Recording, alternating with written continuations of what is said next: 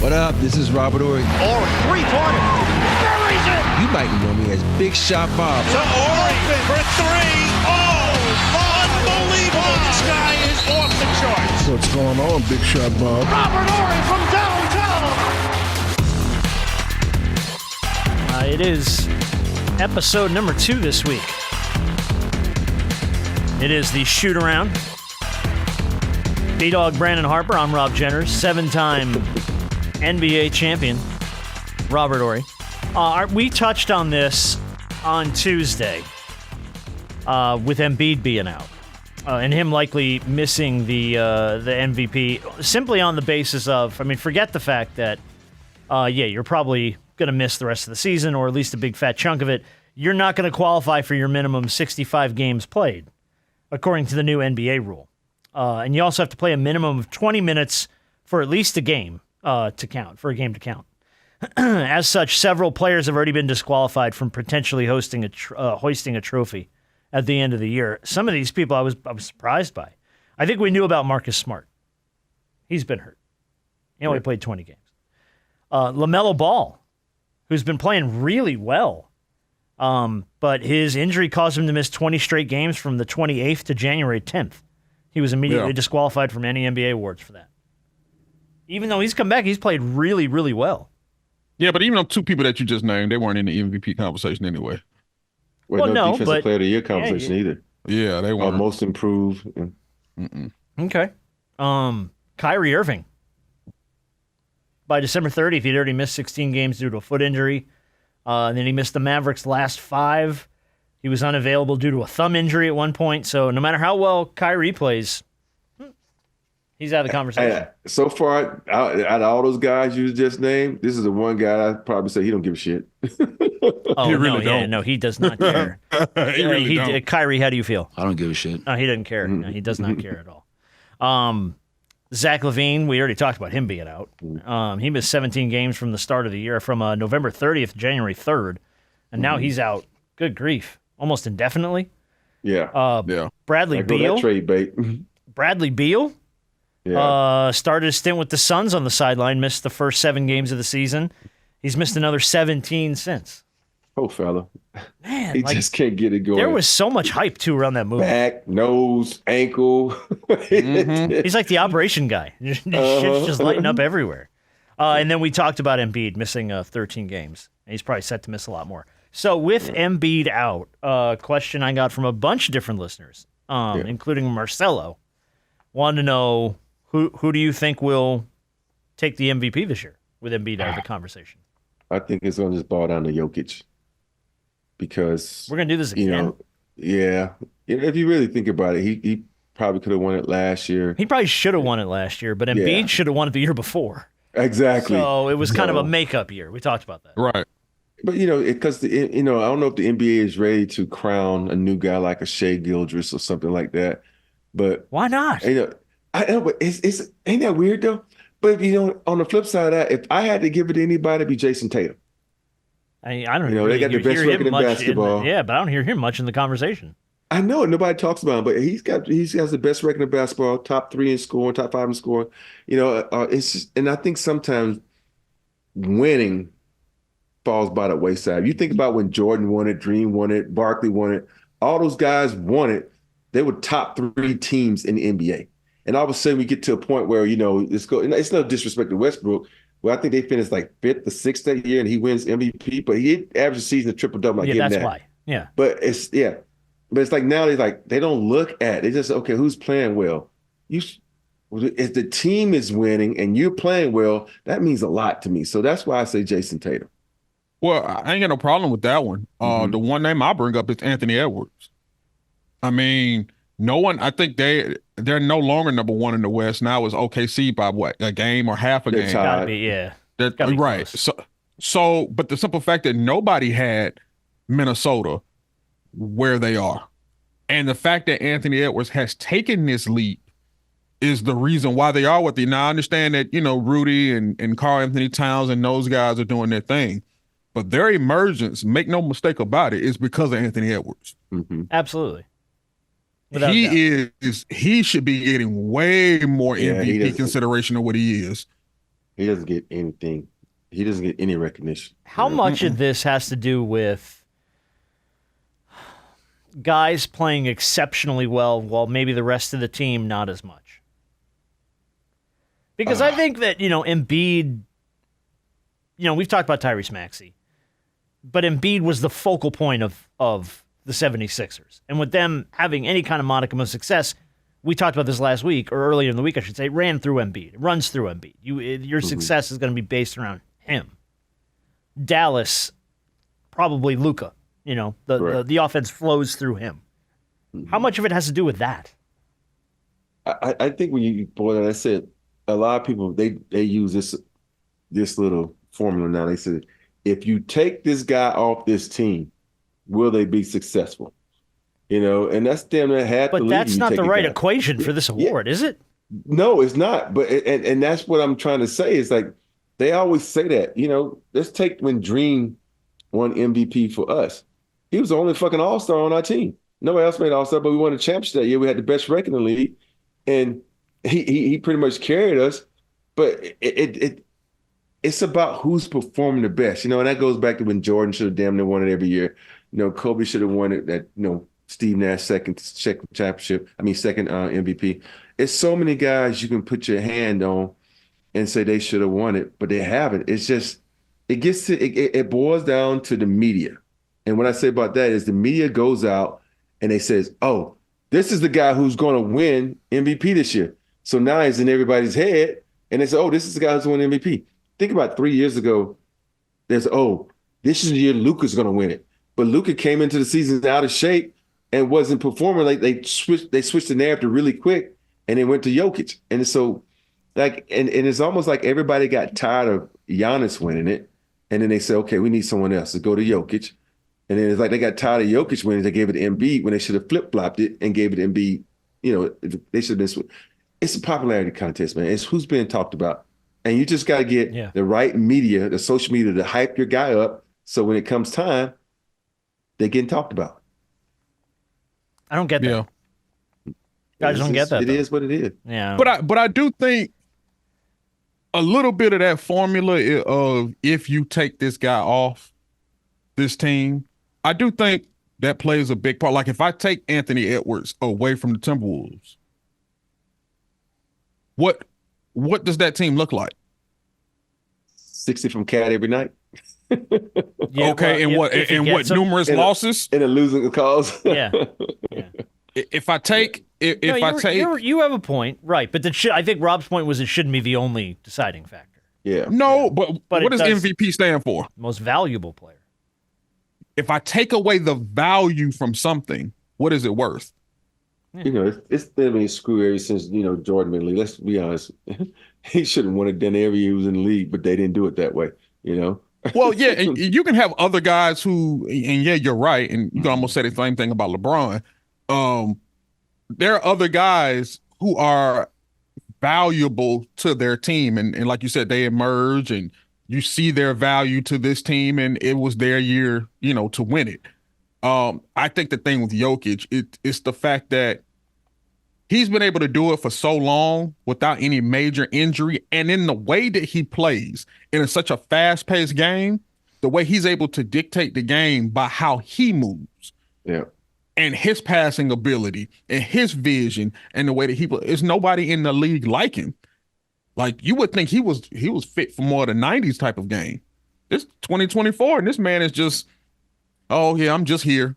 Oh yeah, here's a pass here, here's a pass here. And let me go to my first love, which is the horses. Basketball is my side job. They just pay me well. Yeah.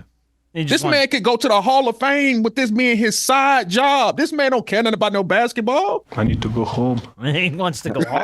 I think at the end of the day, he puts that out there to cover his ass in case something happens. He loves his game. Think about how hard he plays each and every night. Think about the work he puts in.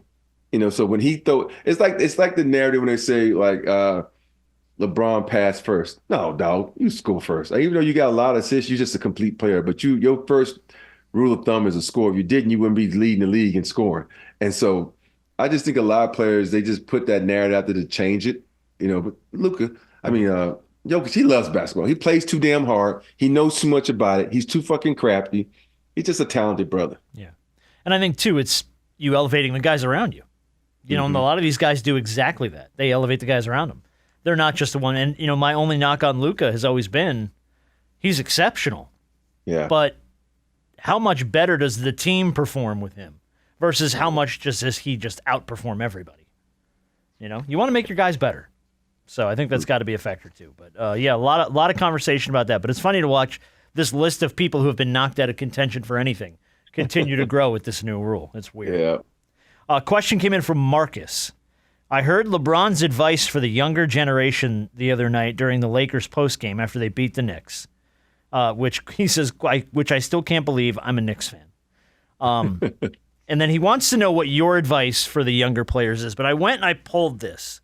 I'm going to play it. It's about a minute, so roll with it, because I think LeBron got on a little bit of a roll here, and I want to know how much of this either you agree with or what you feel like you could add to this. So here's LeBron's advice for the younger generation. Learn the history of the game. Respect the ones that came before you, even when they do disrespect you. It's okay.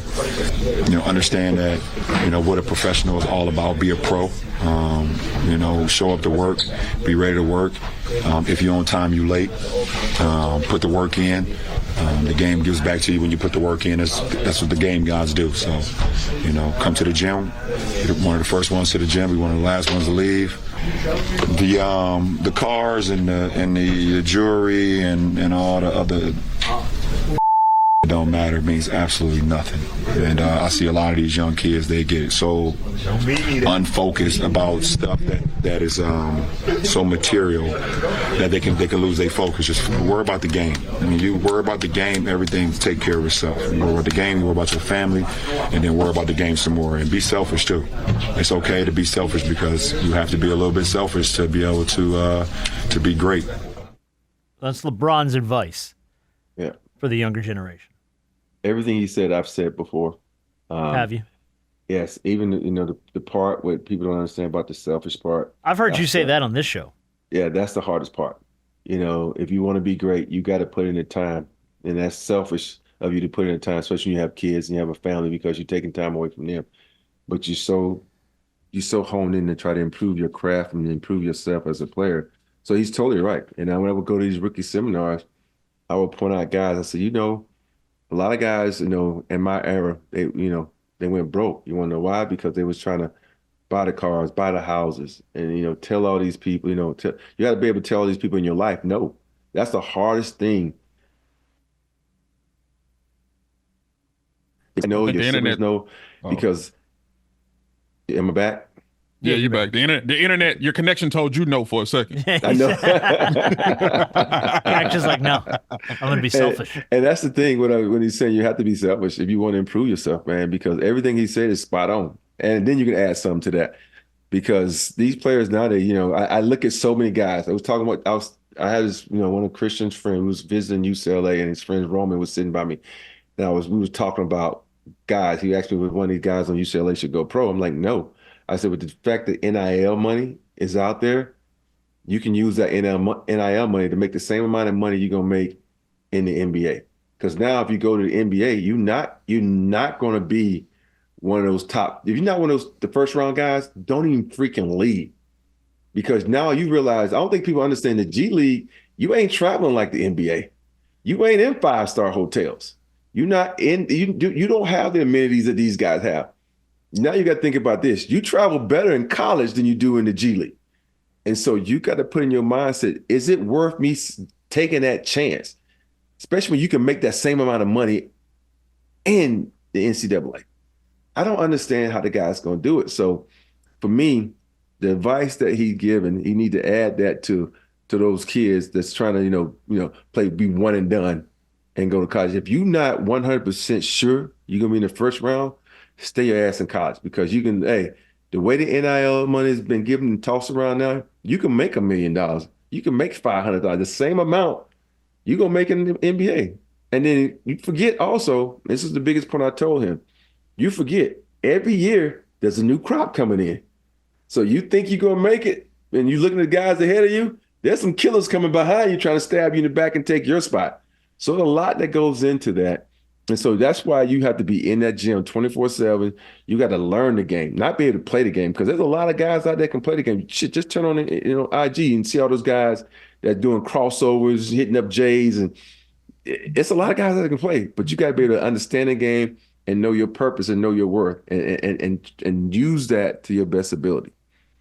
Yeah, I mean, listening to LeBron speak, it was like another guy that used to be in a Lakers jersey, your former teammate, Kobe. Mm-hmm. Kobe said, I mean, Kobe not only said it, but Kobe was the walking epitome of everything that he just said. Yep. How many times have we heard last guy out? I mean, all the time. How many times have we heard stories from other people about Kobe, them meeting Kobe to work out? And when they walk into the gym, Kobe done already shot so many free throws. Kobe done already ran so many laps. Kobe done sweated more before 5 a.m. than most people do in a day. And from off season to Team USA to everything, that's all you heard. And so everything that LeBron said, you take care of the game, and the game gonna take care of you. Mm-hmm. That's what it is. Can I add one from an outside perspective as somebody who has never played in the NBA and won't? Oh, yeah, I ain't never played in the NBA either. Right, but I'm going to add one, too. I'm going to add one from the media side. Learn to talk to the media. Yeah. Just learn how to do that. Whether it's understanding that, they're trying to get sound bites out of you. They're not trying to rile you up. They're not trying to personally attack you. And when you lash out, that's the shit that goes viral. That's the stuff that everyone like, wow, he's got an attitude problem. He kind of fired off at the media. Learn how to deal with the media, because that's not an easy thing. And I think a lot of young kids, especially in the NBA and in the NFL, you see it predominantly in those two sports, the younger kids don't have that acumen for dealing with the media.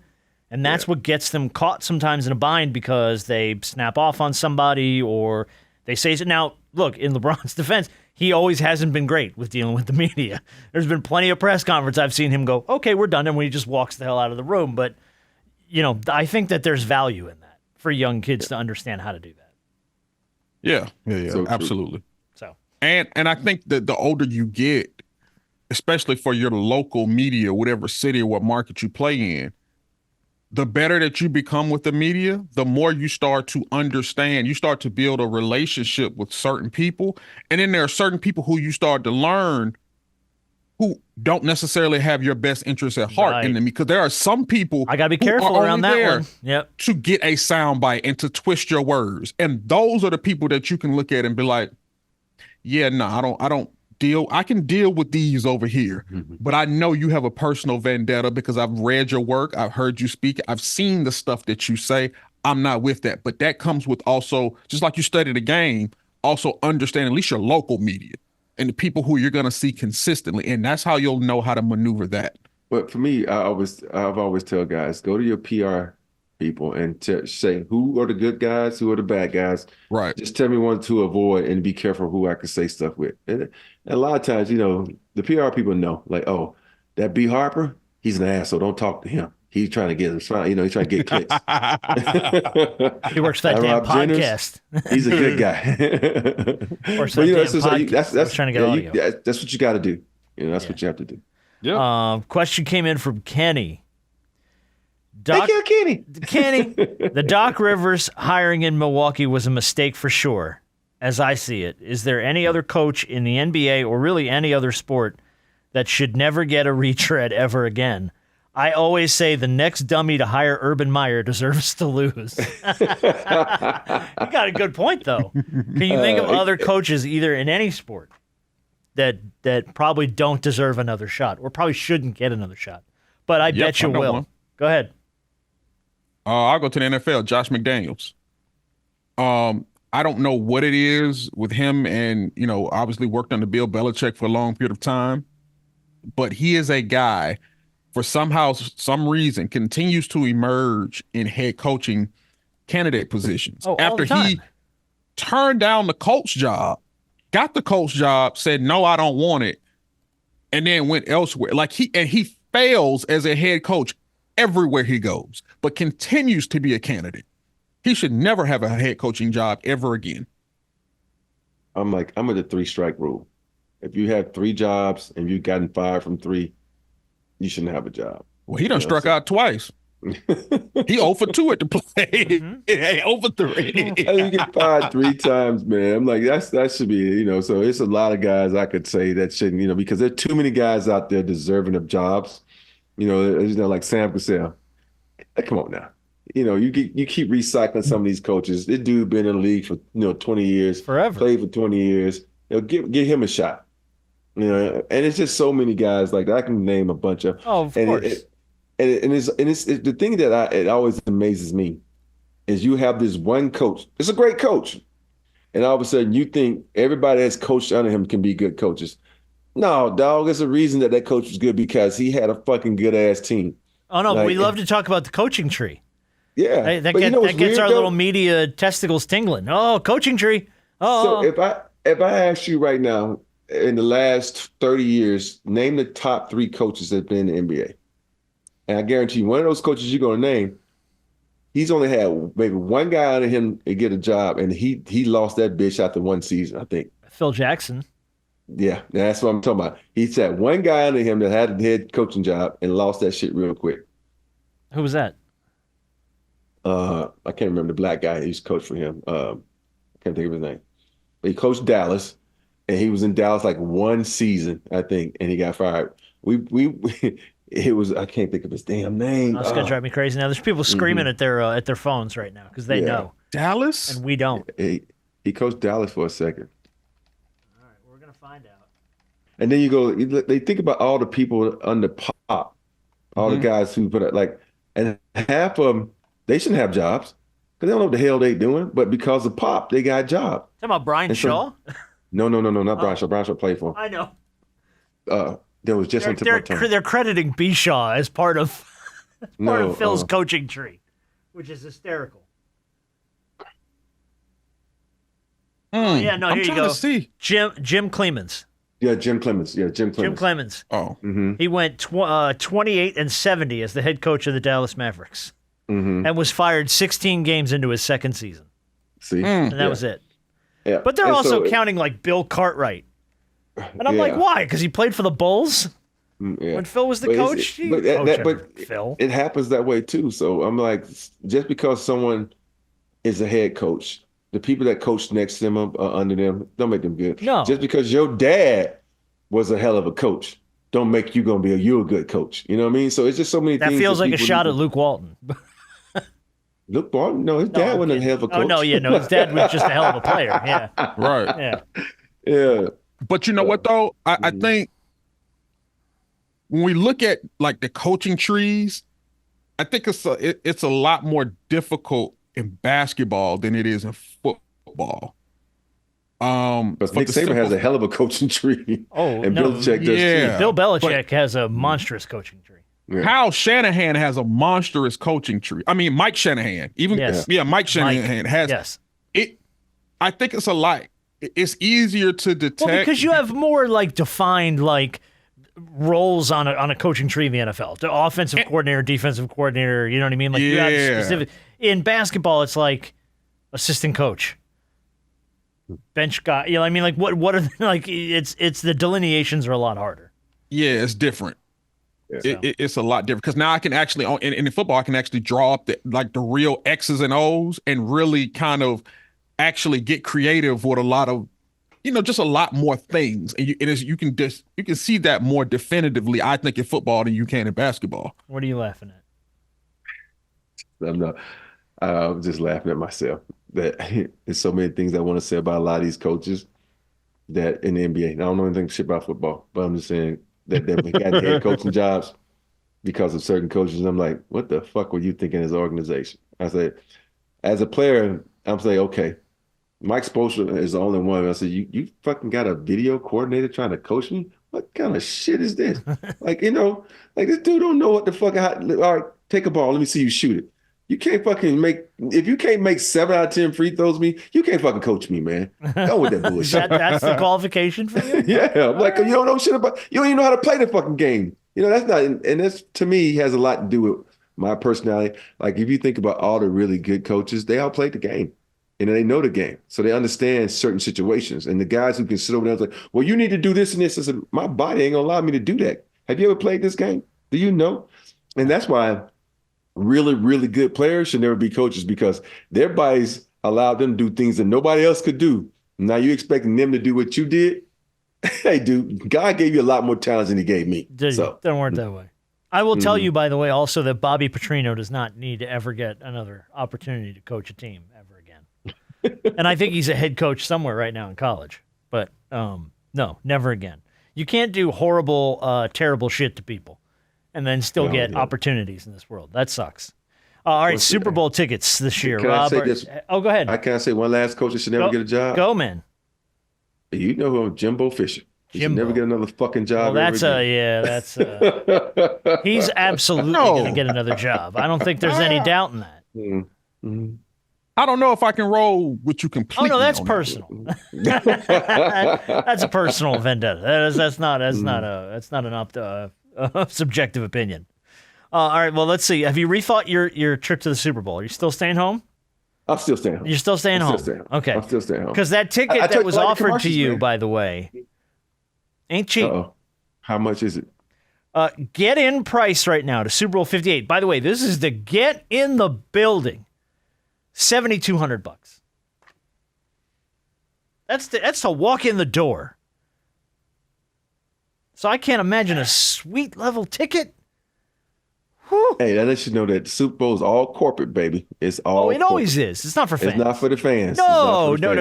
Yeah, there's very few fans at the Super Bowl.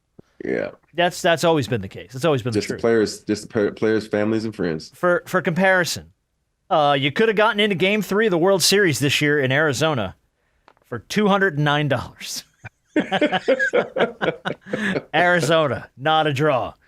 You could have gotten into Game 3 of the NBA Finals in Miami for $232.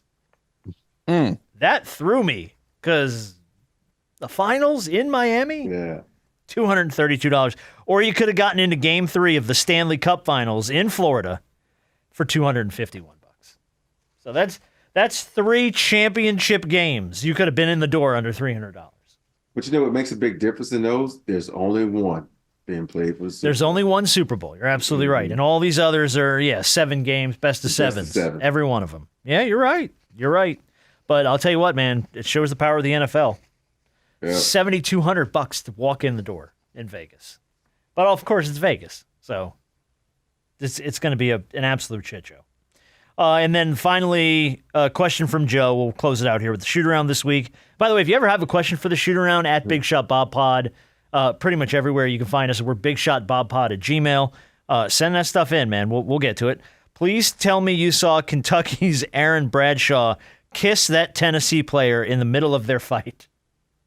No, I did not. I didn't see that. They were nose to nose, shouting at each other, and Bradshaw from Kentucky. I mean, they were right here, shouting, and this man leans in and kisses him in the middle of that fight. And I thought everything was gonna come unraveled after that. I gotta look that up now. It is hysterical. But Joe wanted to know, what's the weirdest flex someone's ever pulled on you during a fight? I'm a lover, not a fighter. You don't fight. You don't fight at all. But it ain't work. I'm too pretty to get hit in the face and mess this up, man. So I'm not. Okay. No, you know what though? Plenty of guys have tried to kiss Rob in the middle of a fight. That's all we're saying. I haven't gotten any fights. Got into a couple, grabbing and pushing matches, but no actual fights. Yeah, that's a weird flex though. I'm gonna kiss you. Was it a Kentucky player that kissed him? It was. His kid's name's Aaron Bradshaw. You Google it real fast here while we're still recording. I want to see your reaction to it. It's just so odd, and it's like, I guess by doing that, you're trying to get this guy to swing on you. Like that's got to be the only motive for that, is to just have this guy just start throwing hands and get bounced. That's funny. Did you see?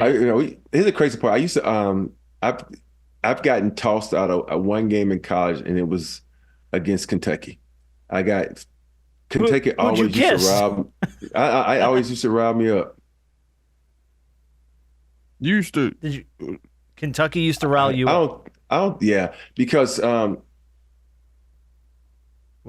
you watching it? Oh, he's watching it. sorry. Watching it. But yeah, man, Rick Pitino used to always get one of their players to like cheap shot me because he knew I would retaliate. Because if you hit me once, I'm gonna hit you 5 times. That's how I used to be. And so we were playing a game, and I went up for rebound, and you tip it once, he fell, he grabbed my leg and pulled me as I jumped. I reached down, hit him with a 2-piece real quick, pop, pop. Oh. And it was like all hell broke loose. And it was the Royal Rumble all of a sudden. Yeah. And then I got tossed out of that game. Then the next season, I got tossed again because the guy elbowed me, and next play down, I try to knock his head off. Reggie Hansen. Me and Reggie talked. We laughed. We ran into each other. We laughed about it. but it's just one of those things. Kentucky knew they get me out. If you hit me, I'm gonna retaliate, and you get me out the game. So I was gone. Hey, like you talk about MVPs not being on the team. Oh, if I was gone, Bama wasn't gonna win without me.